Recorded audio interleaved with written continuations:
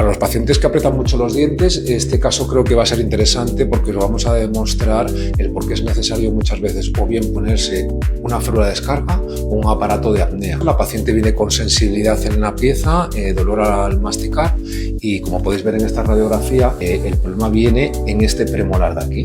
No observamos ningún problema. Decidimos mandar una radiografía en 3D, tampoco podemos apreciar nada. Aquí ya empezamos a observar en la raíz fisurada.